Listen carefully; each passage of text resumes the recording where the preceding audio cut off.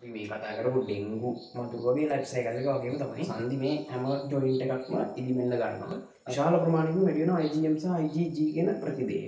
මේ මතුරුවන්ගේ කීටය ආහාරයට ගන්න මාළු ඉන්නවා. අපි කියනකට ලාවිවරස් ෆිෂ් කියලා.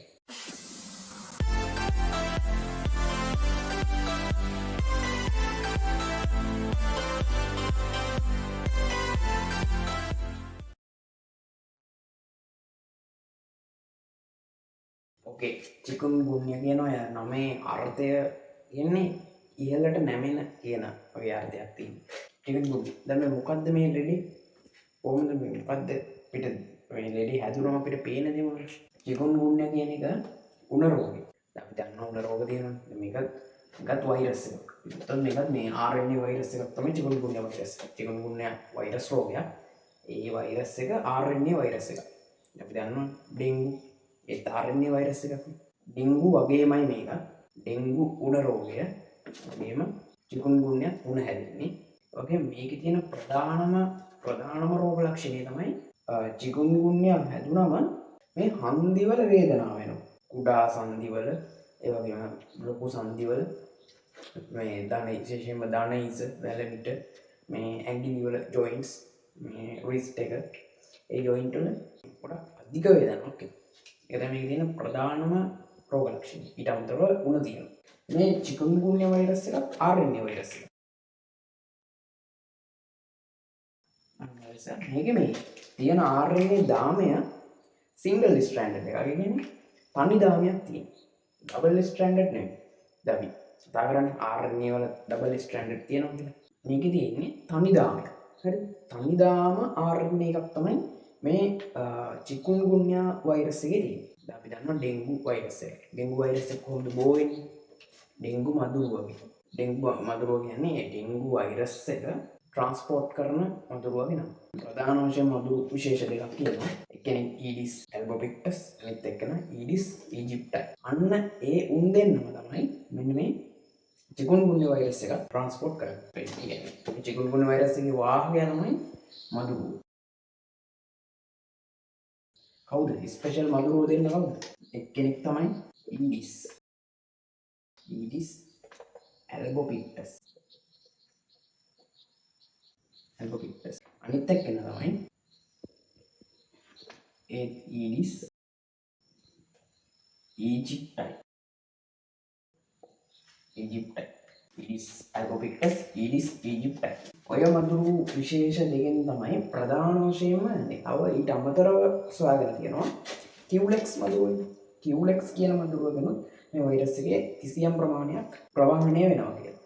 කිව්ලෙක්ස් මදුරුවත් පොඩි ප්‍රමාණයකට පොඩි දායකත්වයක් දක්වනවා මේකේ වාහකයක් විදියට. දැන් අපි ඩෙන්ගු ගැන අපි ඇප්ලයිඩ් බයොලොජි වල ඩෙන්ගු ගැන කතා කරන්නේ නේ. ඩෙන්ගු සහ බරව ගැන කතා කරන්නේ. අපි මේ වෙලාවේදී කිව්වා මේ ඩෙන්ගු මදුරුව මොන වෙලාවෙදිද හැසිරෙන්නේ නැත්නම් මොන වෙලාවෙදිද මිනිස්සුන්ට දෂ්ට කරන්නේ. මිනිස්සුන්ගෙන් ලේ උරා ගන්නේ මොන අවස්ථාවකද? සාමාන්‍යයෙන් දහවල් කාලේදී තමයි මේ මදුරුව ගොඩක්ම මේ මිනිස්සුන්ගෙන් රුධිර උරා ගන්න කියන බ්ලඩ් මිල් එක ගන්න. ඊළඟට මේ මෙයාලා බිත්තර දාන්නේ විසල ජලය. විසල ජලය තමයි කියන්නේ චලනය නොවන රැඳිලා තියෙන පොඩි ජල කොටස් වල තමයි විසලව තියෙන පොඩි තා සුළු වතුර ප්‍රමාණයක් පොඩි ජල ප්‍රමාණයක් තමයි මෙයාලා බිත්තර දාන්නේ. අපි මේ කතා කරපු ඩෙන්ගු මදුරුවගේ ලයිෆ් සයිකල් එක වගේම තමයි යාගේ ජීවන චක්‍රය වෙනවා.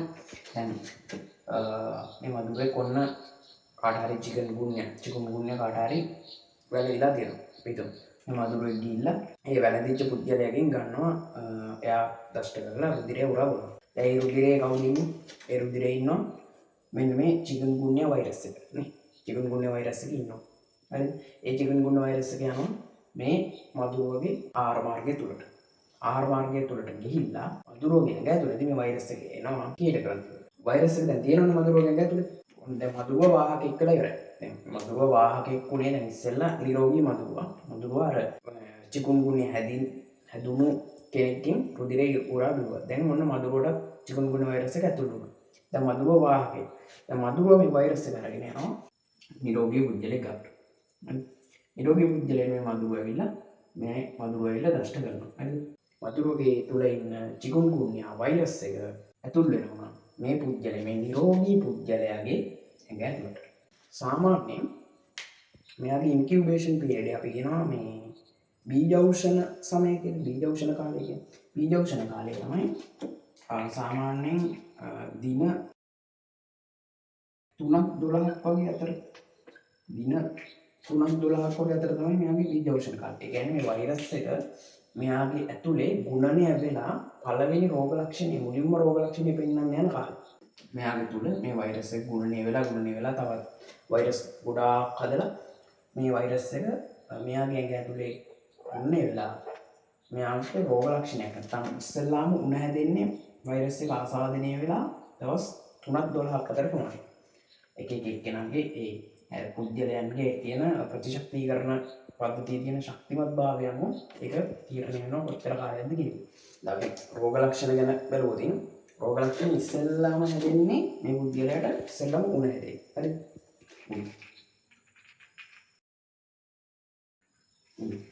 ඊළඟට හැදෙනවා උණ හැදෙනවා ඒකත් එක්කම මාංශපේශී වේදනාව වෙනවා. මාංශපේශී වේදනාව.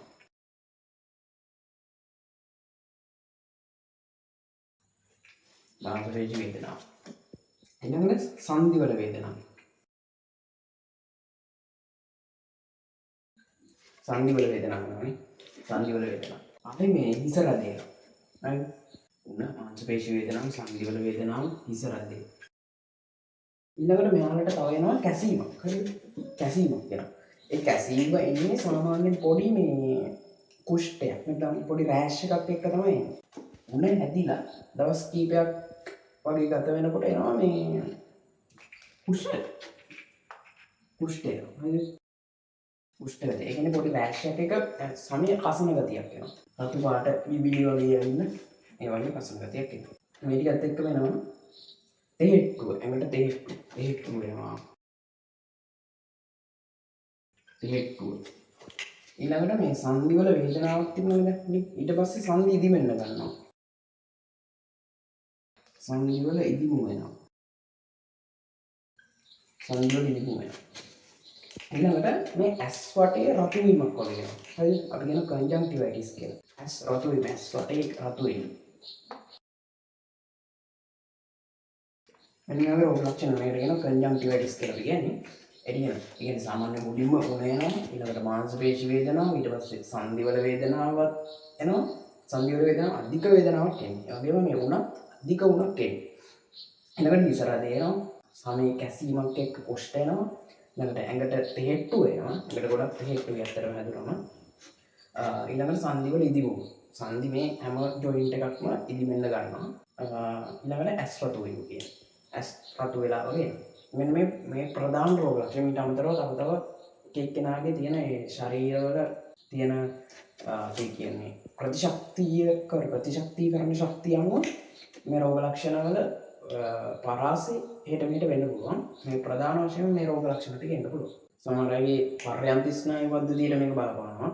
ඒ ස්නායු දුර්වලතාවය එන්න පුළුවන්. ඊළඟට මේ විදුරු මස් වලින් සහ නාසයෙන් බ්ලීඩින් වෙන්න පුළුවන්. ඒ ගැලීමක් වගේ එන්න පුළුවන් සමහර අය. ටික තමයි මේ සාමාන්‍යයෙන් මේ චිකුන්ගුන්යා වල තියෙන රෝග ලක්ෂණ ටික. එතකොට චිකුන්ගුන්යා රෝගය ඇති කරන්නේ RNA වෛරස් එකකින්. RNA වෛරස් එක ස්ප්‍රෙඩ් කරන්නේ නැත්නම් බෝ කරන්නේ මදුරුව දෙන්නේ ප්‍රධාන වශයෙන් ඩෙන්ගු බෝ කරන මදුරුව නැත්නම් ඩෙන්ගු වල වාහකයමයි ඊඩිස් ඇල්බෝවික්ටස් ඊඩිස් ඊජිප්ටයි. සාමාන්‍ය ඉන්කියුබේෂන් පීරියඩ් එක කියන්නේ බීජෞෂණ සමය දින කීයද? දින 3යි 12ක් වගේ. දින 3-12ක් වගේ කාලයක් තමයි යන්නේ බීජෞෂණ සමය. දැන් චිකුන්ගුන්යා මේ අපි දන්නේ උණ හැදිලා තියෙනවා නේ. උණ හැදිලා තියෙන ටික දවසක් වෙනවා මේ දැන් අපිට සැකයි. කොහොමද මේක අපි බලාගන්නේ හරියටම මේ චිකුන්ගුන්යාද කියලා. මේකෙදි මේ අපි මේ බ්ලඩ් එකක් බලනවා. අපි කරනවා සීරෝලොජිකල් ටෙස්ට් එකක් කරනවා. මේ බලනවා මේ බ්ලඩ් එකේ ප්‍රතිදේය කියනවා මේ IgM සහ IgG. IgM සහ IgG කියන ප්‍රතිදේය දෙක බ්ලඩ් වල වැඩිපුර තියෙනවා කියලා. සාමාන්‍යයෙන් චිකුන්ගුන්යා හරිම චිකුන්ගුන්යා වෛරස් එක ඇඟ ඇතුලේ තියෙනකොට මේ IgM සහ IgG කියන ඇන්ටිබොඩිස් දෙක අපි කියනවා ප්‍රතිදේය. ඒ ප්‍රතිදේය වර්ග දෙක විශාල ප්‍රමාණයෙන් වැඩි වෙනවා. හරි බ්ලඩ් වල. විශාල ප්‍රමාණයකින් වැඩි වෙනවා IgM සහ IgG කියන ප්‍රතිදේය. එතකොට ඒක අපිට හඳුනාගෙන තීරණය කරන්න පුළුවන් මේ ඇතුලේ තියෙන්නේ චිකුන්ගුන්යා කියලා. සාමාන්‍ය බ්ලඩ් ටෙස්ට් එකේදී IgM IgG බලනවා. ඒකෙදී අපිට අඳුරගන්න පුළුවන් චිකුන්ගුන්යා වෛරස් එක කියලා. දැන් කොහොමද අපි මේ චිකුන්ගුන්යා කියන එක වැළඳෙන එක වළක්වගන්නේ? අපිට දැනට දැන් මේක වෛරස් රෝගයක් නේ. මම මේකට වෛරස් එක මර්ධනය කරන්න බෙහෙතක් හොයාගෙන නැහැ. ප්‍රතිශක්තිකරණ පද්ධතිය ප්‍රතිශක්තිකරණ ශක්තිය වැඩි කරලා පුළුවන්. ඒත් රෝගය නොවැළඳී තියන්නේ වැළඳෙනවා අපිට පාලනය කරගන්න පුළුවන්. හරි. ඒ වගේම මේ අපිට බෙහෙත් ගන්න පුළුවන් මේ උණ රෝගයේ ටික රෝගේ පාලනය වෙන බෙහෙත් ගන්න පුළුවන්. හරිද? රෝගේ බෝ වෙන එක වළක්වන්න නම් අපි කරන්න ඕනේ ප්‍රධානම දේ මේ වෛරස් එක මේ චිකුන්ගුන්යා වෛරස් එක ප්‍රචාරණය වෙන එක ස්ප්‍රෙඩ් වෙන එක වළක්වන්න ඕනේ. ස්ප්‍රෙඩ් වෙන එක වළක්වන්න ඕනේ. දැන් ඒක වළක්වන්නේ කොහොමද? ස්ප්‍රෙඩ් වෙන්නේ කාගෙන්ද? මෙන්න මේ වෙක්ටර්ස් වලින්. කවුද මේ වාහකයෝ? Aedes ඇල්බෝවික්ටස්, Aedes ඉජිප්ටයි, Aedes මදුරු. ඉතින් ප්‍රධාන වශයෙන් කරන්න ඕනේ මෙන්න මේ අපි කියනවා වෙක්ටර් කන්ට්‍රෝල් කියලා. ඒ කියන්නේ මේ වාහකයෝ පාලනය කරන එක. මදුරුවන්ගෙන් මේ වෛරස් එක ප්‍රචාරණය වීම වළක්වන්න නම් අපි කරන්න ඕනේ මේ මදුරුව පාලනය කරන්න. හරි. මදුරුව දෂ්ට කිරීමෙන් වැළකීම ඕන. කොහොමද කියන්නේ? මදුරුව දෂ්ට කරන වෙලාව ඒ වෙලාවල සාමාන්‍ය දිවා කාලයේ තමයි මේ ඊඩිස් මදුරුව එන්නේ. ඉතින් ඒ වෙලාවට මදුරුවන් දෂ්ටණයෙන් වැළකීලා ඉන්නවා. හරිද? ඒක ඊට පස්සේ මදුරුවන් බෝල් ස්ථාන ටික ඉවත් කරලා දානවා. ඒව විනාශ කරලා දානවා. මොකද අපි කියවනේ මේ මදුරුව පිටර දාන්නේ විශාල පිරිසිදු ජලය. විශාල පිරිසිදු ජලය. පොඩි ජල ප්‍රමාණයක් තිබුණත් ඇති. ඒ වගේ පොඩි ජලය රැඳෙන ස්ථාන ඔක්කොම විනාශ කරලා දානවා.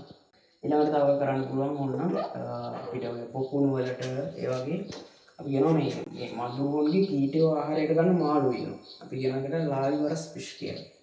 මදුරුවන්ගේ ලාව ස්ටේජ් එක කියන්නේ මදුරු කීටය වුණු ආහාරයට ගන්න මාළු වර්ග. මේ මාළු වර්ග අපිට සාමාන්‍ය පොකුණු වලට වගේ දාන්න පුළුවන්. අන්නේ ආකාර වලින් අපිට මේ මදුරු බෝ වෙන එක වළක්ව ගන්න පුළුවන්. එතකොට මේ රෝගය එතකොට වෛරස් එක ප්‍රචාරණයෙන් වළක්ව ගන්න පුළුවන්. මේ රෝගය වේගෙන් පැතිරෙන එක අවම කරගන්න පුළුවන්. මේ සීක්‍රෙන් පැතිරෙන නිසා මේක ගැන කියන්න යුතුයි අපිට ඉගෙන ගන්න නැහැ. අපිට සිලබස් එකේ තියෙන්නේ ඩෙන්ගු රෝගය සහ බරව රෝගය. ඊට අමතරව මේක කිව්වේ මොකද අපි RNA වෛරස් ගැනත් අපි ඉගෙන ගන්නවා. දැන් මේකත් RNA වෛරස් එකක්. මේක තමයි මේ චිකුන්ගුන්යා ගැන තියෙන්නේ. හරි. අපි මේ පාඩම ඉතුරු ටික බලමු.